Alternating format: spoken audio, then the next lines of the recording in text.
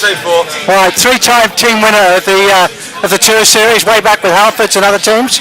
So Andy, how do you view tonight? A lot of pressure? Yeah, there certainly is pressure. Obviously this will be the first time that this team has won. So we're going into this obviously in the lead. It's always nice to be in the underdog, I think. It's strange how the Tour Series has been decided on the last round every time I've been in it and numerous times before. So I would say there is a certain aspect of pressure. I'm praying that the sun stays out, so at least then there's not unfortunate crashes for any team, and it's the best team that does win, not just because someone's crashed or something like that. How did you find Wembley? Because yourself and Charlie were in that lead group. Slippy. That's why it was slippy. We had the same tactics, to be honest, that Madison employed, but we had Hank obviously crash really early on. We brought Alex in who'd been ill, and he sort of faded away. If Hank hadn't been in that crash, we'd have probably had 4 in that front group, and we'd have been probably riding earlier than Madison, and that would have totally changed the game for us. And we had, I think, 3 bike changes, so we had a disaster of a round really. So to come third was actually really good. It was not as bad as it could have been. So yeah, it was a really tough race, and to be honest, the Madison boys just felt like they're cornering on rails. I was flat out in all the bends and losing gaps, especially on the corner into the finish straight where Rich and stuff crashed on the last couple of laps. So yeah, I think the weather certainly made that round probably the toughest, probably tougher than Durham, to be honest, because of just the conditions that were there. What's been your highlight of the whole series? I think that's simple for me, winning Durham. Yeah. I thought it might be.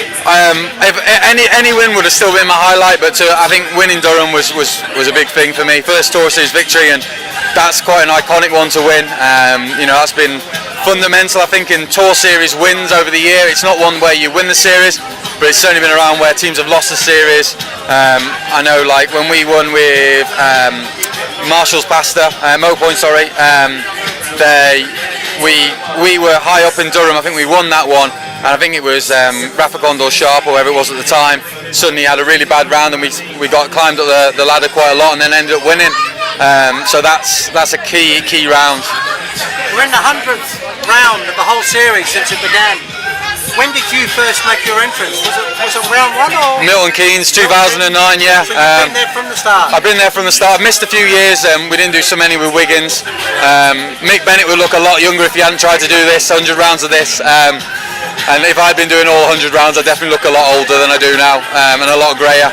But yeah, it's been a fantastic series. I think it's really, it's been through the boom of cycling and really increased exposure that we've got as bike teams, and you just have to look here how many people are out, and I think it's much better when the sun's shining, the same as any sporting event. A lot more people will watch it when the sun's out, but it's brought a new dynamic to cycling. I've been in the boom period, but I think it's a great job for cycling, and Mick Bennett and the Sweet Spots team have done a fantastic result, and long may it continue. And are you able to compare 2009 to 2018 in terms of the standard of riding? Because I remember back in those days, guest teams would come in and they would find it so hard, whereas now they can come in. The standard overall seems a lot higher. I think the standard in the whole of British cycling has gone up. Every race, the Premier calendars, everything has they've become harder and harder to win each year. You can see that gap getting a lot smaller between what would be classed as a full-time professional rider and the ones that probably aren't quite so full-time. So I think the whole standard's gone up. You can see that from the sort of what you class as an amateur team going racing in Belgium and stuff like that.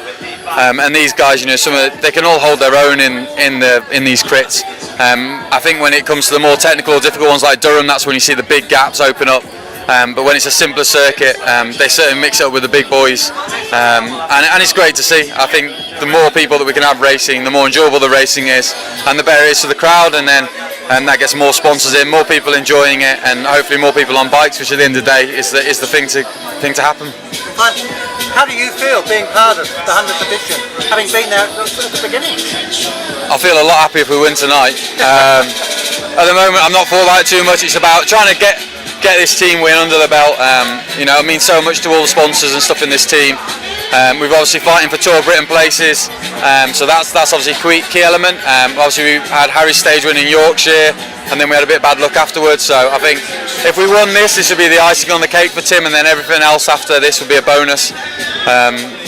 So yeah, it'd be nice to. I suppose, yeah, winning the overall on the Century Tour Series round will be sort of quite historic, which would be nice. Good luck tonight.